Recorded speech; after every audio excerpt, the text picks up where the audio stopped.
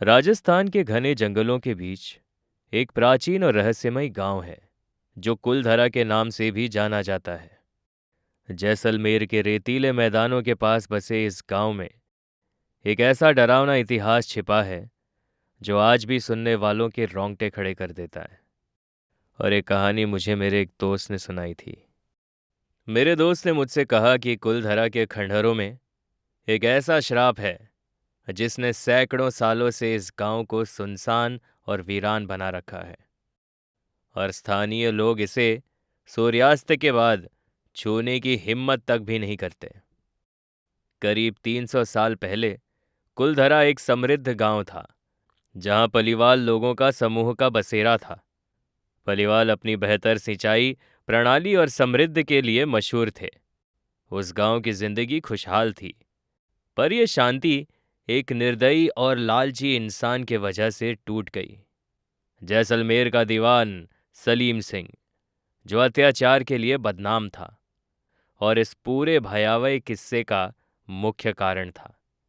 उसकी नज़र गांव की एक सुंदर लड़की पर पड़ी और उसने किसी भी कीमत पर उसे अपना बनाने की ठान ली। सलीम सिंह ने गांव वालों को संदेश भिजवाया कि वो उस लड़की से शादी करना चाहता है, और अगर उन्होंने मना किया तो वो उस गांव पर भारी कर लगा देगा और उनके जीवन को बर्बाद कर देगा। ये संदेश सुनते ही गांव में डर और बेचैनी फैल गई। सलीम सिंह की क्रूरता से वाकिफ गांव के लोग जानते थे कि उसे ना कहना उनकी मुश्किलें और बढ़ा सकता है, लेकिन अपनी बेटी को एक अत्याचारी को सौंप देना उन्हें किसी भी हालत में मंजूर नहीं था। आखिरकार गांव वालों ने एक कठोर निर्णय लिया। उन्होंने ये तय किया कि वो अपने ज़मीन और घर छोड़ देंगे, पर अपने बेटी को सलीम सिंह के हवाले हरगिज नहीं करेंगे। आधी रात को पूरा गांव और उसके आसपास के सभी छोटे गांव भी अपने सामान के साथ चुपचाप गुपचुप तरीके से निकल गए। जाते जाते उन्होंने उस गांव को श्राप दे दिया कि अब कोई भी यहां बस नहीं पाएगा। सलीम सिंह अपने गुस्से में गांव को फिर से आबाद करने की कोशिश करता रहा, लेकिन हर बार अजीब घटनाएं लोगों को वहां से भगा देती। धीरे धीरे गांव एक खंडहर में बदल गया, जहां अब केवल सन्नाटा और अजीब सी खामोशी बस गई थी। आगे बताते हुए मुझे मेरे दोस्त ने कहा कि सालों बाद कुलधरा के इस गांव में एक घटना हुई जिसने इस जगह की भूतिया कहानियों को और भी पुख्ता बना दिया। मेरे दोस्त ने मुझे बताया कि कुछ साल पहले कॉलेज के कुछ स्टूडेंट्स का ग्रुप इस गांव के रहस्यों को जानने के लिए रात में वहां आया। उनके पास टॉर्च और कैमरा था। दरअसल वो कुछ एडवेंचर करना चाहते थे। वो उस गांव की टूटी फूटी गलियों और खंडहरों में घूमते रहे, फोटो खींचते रहे और उस गांव के वीराने को फील करते रहे। शुरू में सब कुछ नॉर्मल था। वो स्टूडेंट्स उन टूटी फूटी गलियों, पुराने बर्तन और दीवारों पर लगे फीके चित्रों को देखकर एक्साइटेड थे।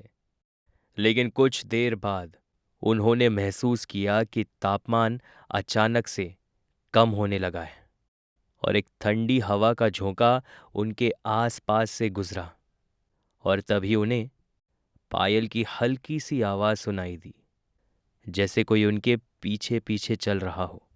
डर के मारे उन्होंने पीछे मुड़कर देखा, पर वहां कोई नहीं था। फिर भी पायल की आवाज तेज और करीब होती गई। डर के मारे वो स्टूडेंट्स तेजी से चलने लगे, लेकिन वो आवाज उनका पीछा नहीं छोड़ रही थी। तभी उन स्टूडेंट्स में से एक के कंधे पर उसे किसी का हाथ फील हुआ। उसे ऐसा लगा जैसे किसी ने उसके कंधे पर हाथ रखा हो। डरते हुए उसने पीछे देखा, पर वहां कुछ नहीं था, लेकिन उसका कंधा अब भी ठंडा था, जैसे कोई वहां मौजूद था। आखिरकार वो सारे स्टूडेंट्स घबरा गए और उन्होंने वापस लौटने का डिसीजन लिया। लेकिन जैसे ही वो गांव के मेन डोर तक पहुंचे, जिसे मुख्य द्वार भी कहा जाता है, उन्होंने देखा कि वहां धुंध की एक मोटी दीवार खड़ी है। उनकी टॉर्च की रोशनी भी उस धुंध को चीर नहीं पा रही थी। धुंध से उनके कदम लड़खड़ाने लगे और फिर वो वहां से भागने लगे। किसी तरह से वो उस जगह से बाहर निकलने में कामयाब रहे, लेकिन जब उन्होंने पीछे मुड़ के देखा तो वो धुंध गायब हो चुकी थी और गांव फिर से खामोश था, जैसे कुछ हुआ ही ना हो। उस इंसिडेंट के बाद उन स्टूडेंट्स ने जो एक्सपीरियंस किया उसे लोगों के सामने रखा। उन्होंने बताया कि उन्होंने फुसफुसाहटें सुनी, परछाइयों को महसूस किया और एक ऐसा एहसास हुआ जैसे वो नहीं चाहते थे कि वो वहां रहे। कुलधरा की डरावनी कहानी फिर से चर्चा में आ गई और नए किस्से सुनने में आने लगे कि कैसे इस श्रापित गांव में आत्माएं अब भी अपने होने का एहसास दिलाती है। वहां के स्थानीय लोगों का मानना है कि उन गांव वालों की आत्माएं अब भी कुलधरा की रक्षा कर रही है।